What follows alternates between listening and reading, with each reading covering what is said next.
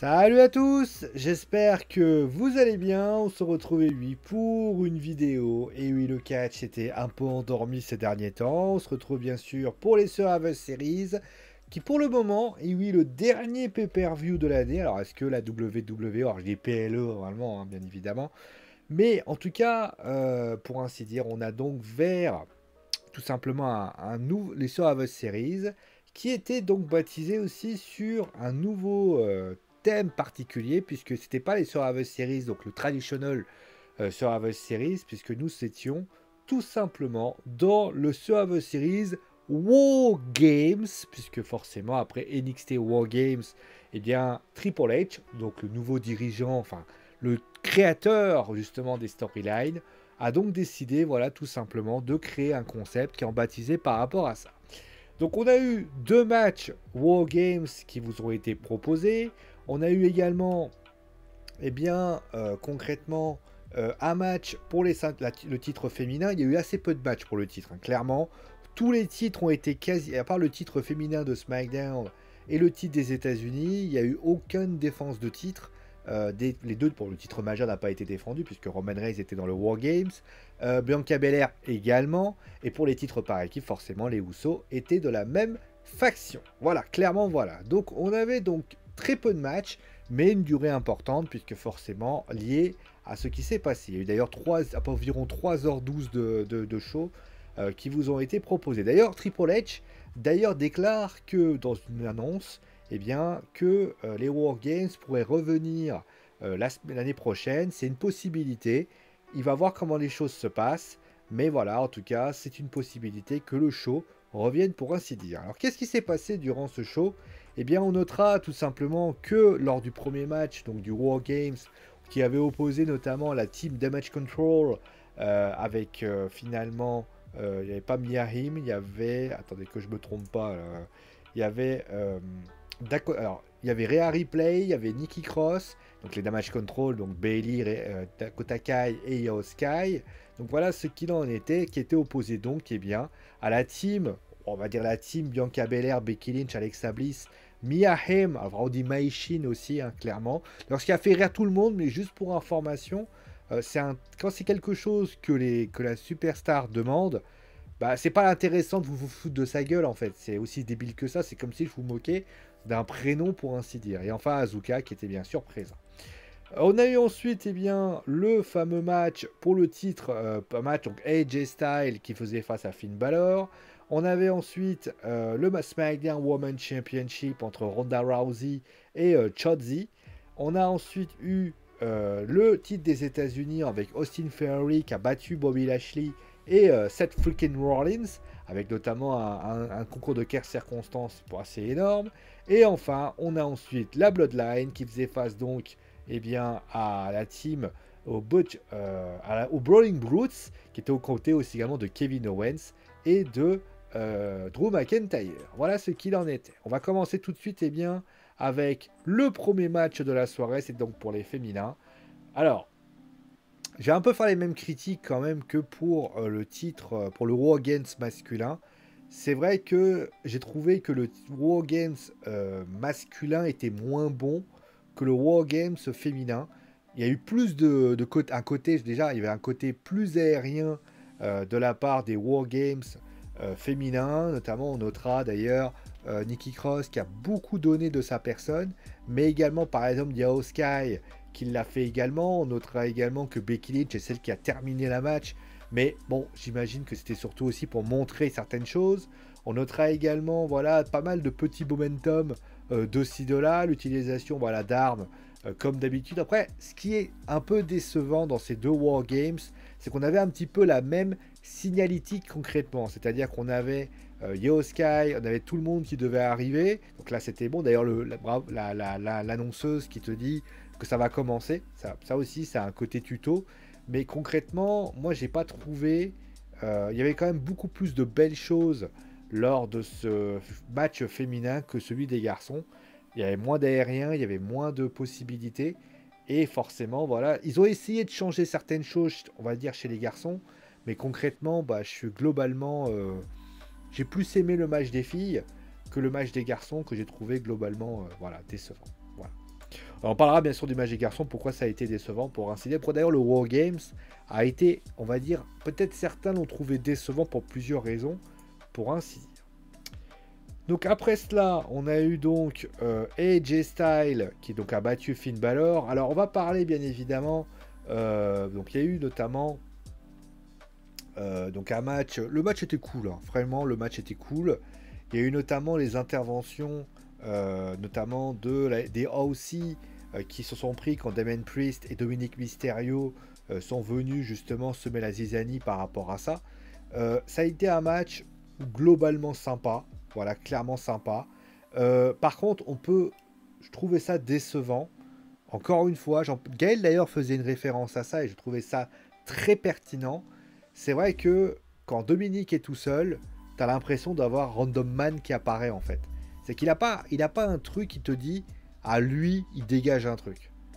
Déjà, il faudrait qu'il arrête de s'appeler Mysterio, parce qu'à un moment donné, moi, à un moment donné, appelle-le juste Dominique, hein, on va pas chercher plus loin que le bout de ton nez, parce que je trouve que, alors une fois c'est mon avis, mais je trouve que le duo Ripley Dominique, voilà, bah, quand ils sont tous les deux, ça a l'air pas mal, mais quand ça se sépare, alors là, Dominique, il est aussi utile qu'un mouchoir usagé.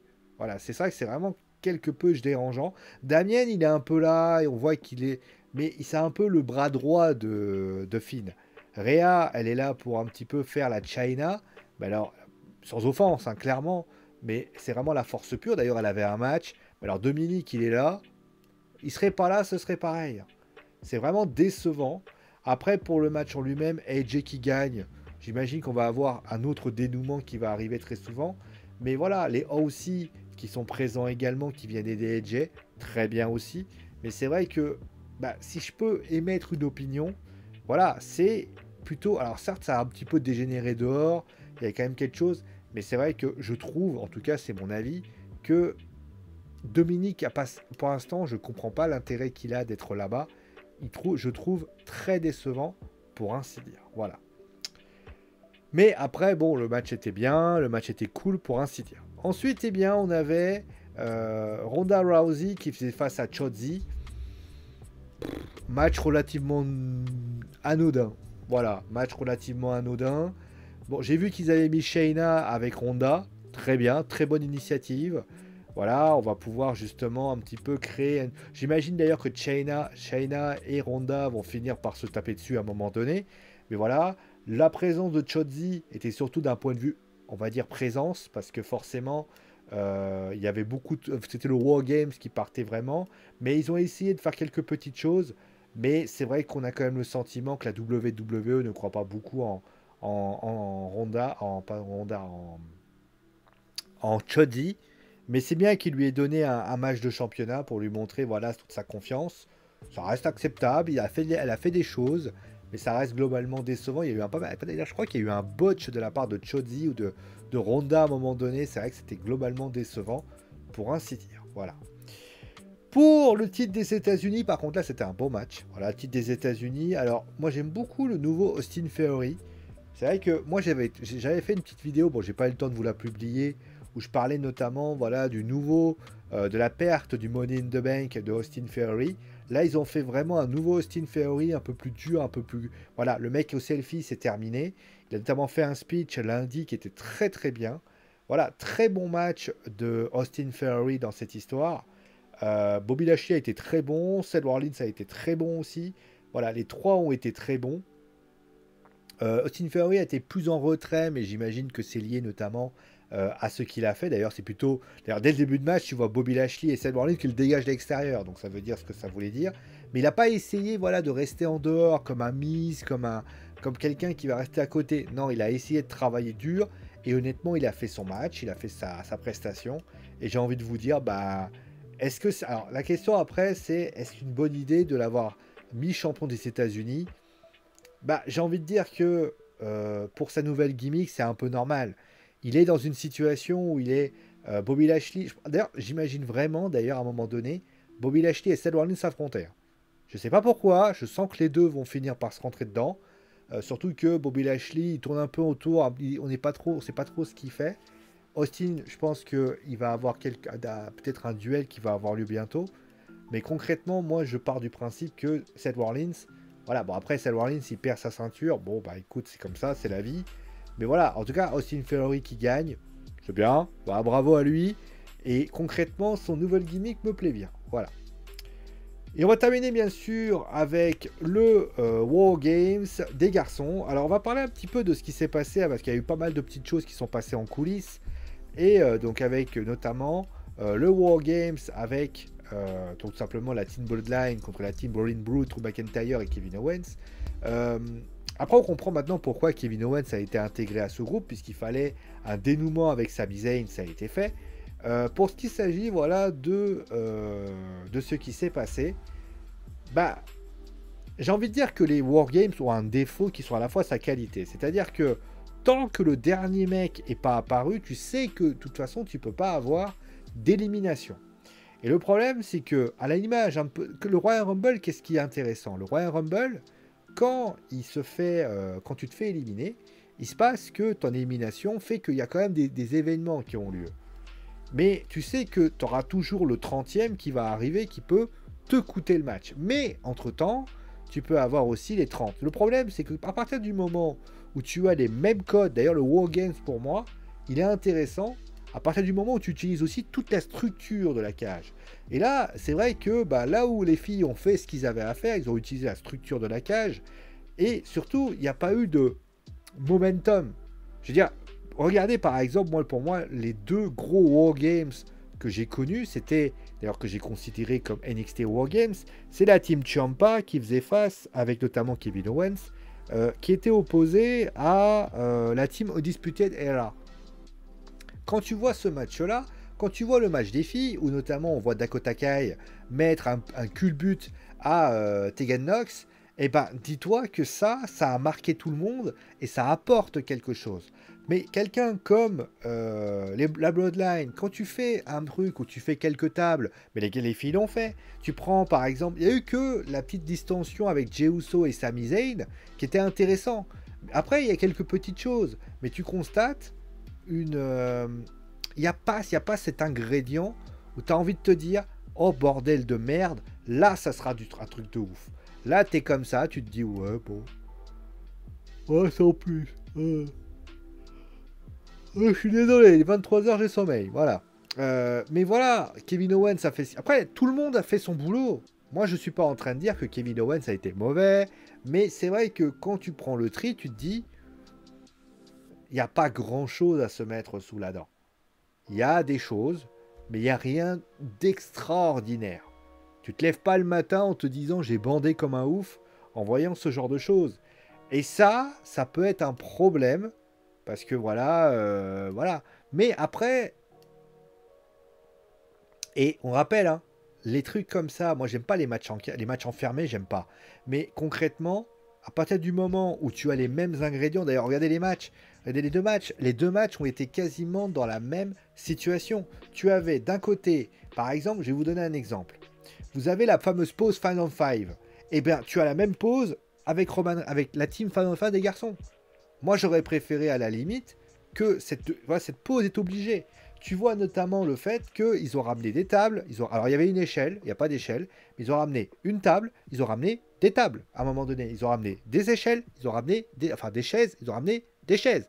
On a le sentiment que tu avais quasiment les mêmes ingrédients, que ce soit des deux côtés. Alors certes, il n'y avait peut-être pas les mêmes ustensiles et la même problématique, mais tu as quand même le sentiment que les mecs, à un moment donné, ils se disent voilà, on va dire qu'on va pas crever le plafond, mais c'est vrai que c'est globalement décevant de voir deux matchs identiques. Et forcément, comme les filles ont fait mieux que les garçons, enfin les filles ont sorti la première fois, forcément la deuxième fois, tu te dis, c'est comme si tu voyais un remake de ce que tu as vu. Alors certes, c'est un remaster, c'est très beau, c'est très gentil, mais on parle d'un remake, on parle pas d'un remaster.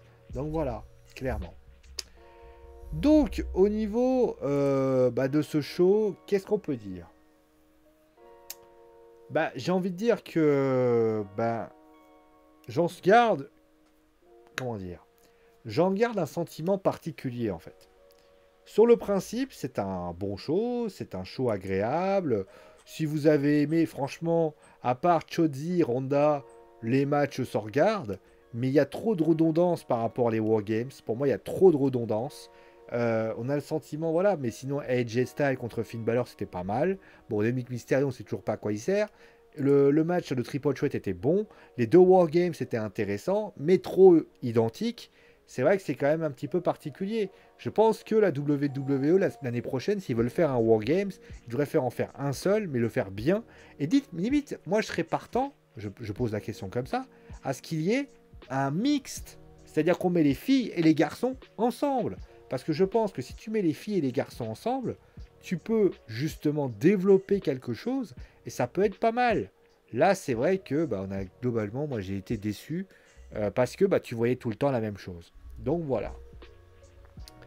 Voilà un petit peu ce que j'avais à dire sur ce show concrètement. C'est vrai que là, je me le fais à 23h, voilà, clairement. Je vais vous le publier peut-être demain, hein, le temps que je vous fasse la miniature, parce que pour l'instant, je ne l'ai pas faite.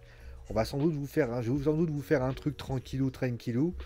Je sais pas d'ailleurs si je peux regarder si quel truc je peux faire. Mais voilà, en tout cas, merci à vous tous d'avoir suivi l'émission. Portez-vous bien, bien évidemment. Amusez-vous bien. Et on se retrouve très très vite pour une nouvelle vidéo sur Wrestling Football. Ciao tout le monde!